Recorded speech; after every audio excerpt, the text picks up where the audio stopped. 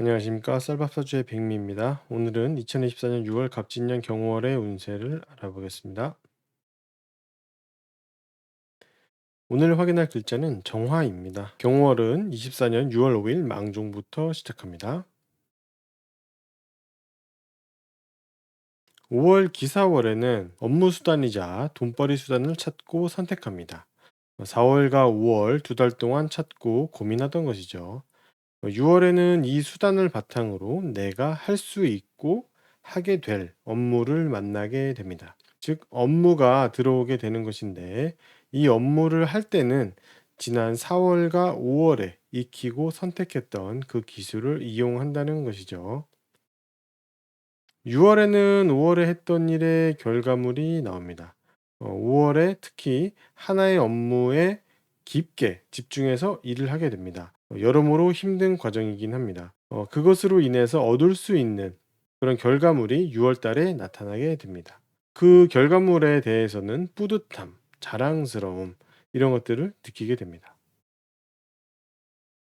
그리고 6월에는 4월과 5월에 있었던 다양한 일들이 상황이 바뀌게 되면서 외부로 드러나게 됩니다. 특히 4월과 5월은 내가 했던 언행이나 일 등이 원인이 될 수 있는 달입니다. 6월 달에는 이것과 관련한 일이 서류화되어서 나타나게 되기도 합니다. 6월 중순 이후에는 작년 가을부터 시작되었던 정화, 자신의 모습과 역할이 끝납니다. 이미 5월 중순부터 느낌을 받고 있는데 6월 중순 이후에는 더 버틸 수 없이 끝납니다. 이 일은 월운에서 나오는 것이기 때문에 나의 직접적인 환경에서 내가 참여하는 어떤 그런 업무 등에 일어나는 일이라고 할 수 있습니다. 6월 경호월은 나의 부하, 제자, 거래처, 고객 등을 관리하는 달입니다. 내가 이 대상들을 통제하고 관리해서 끌고 가는 것이 중요하게 여겨지는 달입니다. 정화가 누군가의 지시를 받는 시기가 아니고 누군가를 지시하는 그런 시기이기 때문입니다. 그리고 이번 6월은 어떤 일을 하더라도 원칙대로 해야 합니다. 봐주거나 융통성을 발휘하거나 그렇게 해서는 안 됩니다. 원리 원칙대로만 해야 탈이 없습니다. 6월 경호월은 올해 정화에게 들어오는 다양한 정보들을 쓸모있게 다듬어서 돈이 될 수 있도록 하는 달입니다.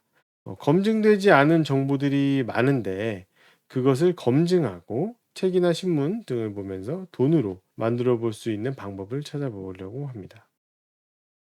6월 경호월에는 새로운 업무를 받게 됩니다. 5월에 만들어진 업무가 6월에 외부로 드러나면서 내 업무가 되는 것이죠.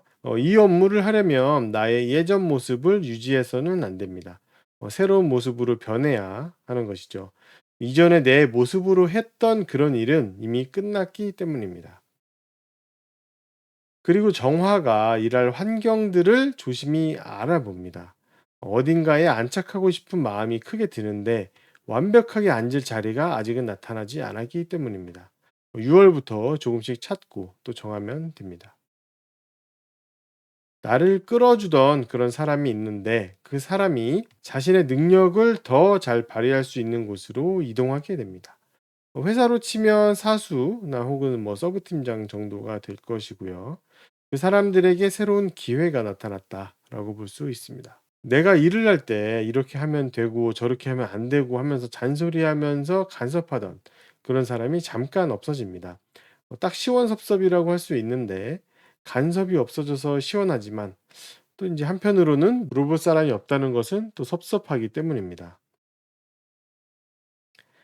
정화는 전문적인 지식을 배우려는 생각이 들고 실제로 배우기 위해 알아보기 시작합니다.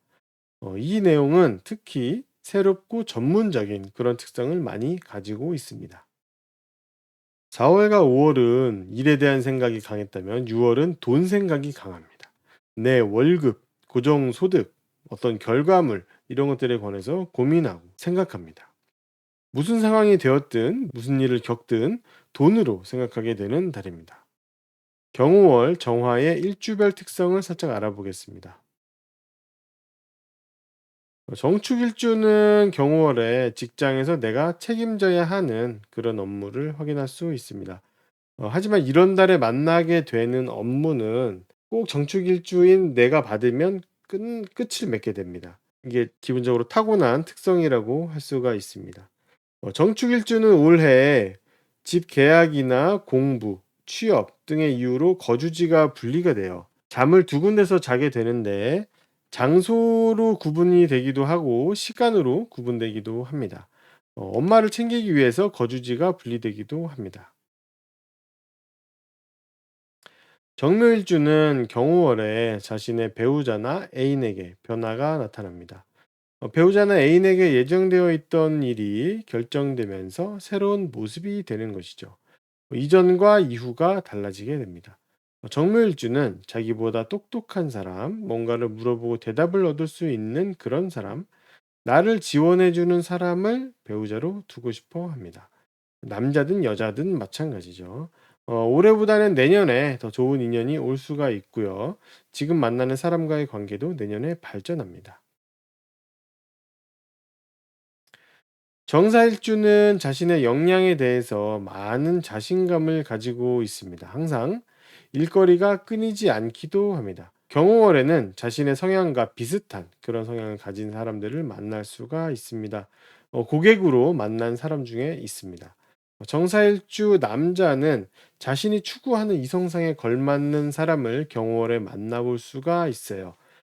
인연 자체는 생기는데 자신의 사주나 운, 궁합 등으로 그 사람과의 긴 인연을 확인해 봐야 할 것입니다.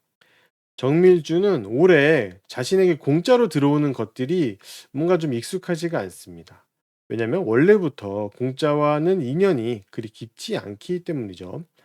공짜와 인연이 깊은 사람들은 남들에게 막무가내로 요구하고 꽁으로 받아먹는데 정밀주는 그것보다는 좀 내가 뭔가를 받았으면 나도 대가를 지불해야 되지 않겠나 하는 그런 생각을 하게 됩니다. 특히 정오 이후에 태어나는 경우가 이런 특성이 더 강하다고 할 수 있습니다. 어쨌든 올해는 공짜로 받기는 합니다. 들어오기는 하는데 이것에 대한 심리가 좀 다르다 이거죠. 그리고 경호월에는 올해 받는 것들을 이용해서 어떻게 일하고 돈 벌까도 생각을 하는데 이 와중에 고객, 부하, 거래처 등으로부터 이것저것 선물 받을 것이 생깁니다. 물건을 받는 것인데 특별한 조건이 걸려 있는 것은 아니기 때문에 그냥 받아도 됩니다. 정유일주는 경호월에 배우자나 애인에게 스트레스가 좀 많이 발생한다고 할 수가 있습니다. 가족으로 인해서 발생하는 일이기도 하고 또는 이제 손해감, 피해 의식 혹은 뭐 다치거나 이런 일들이 발생을 하면서 많은 스트레스를 받게 됩니다. 정해일주는 올해 갑진년에 여러모로 체감이 좀 큰 편입니다. 자신에게 중요한 존재가 사라지기 때문입니다.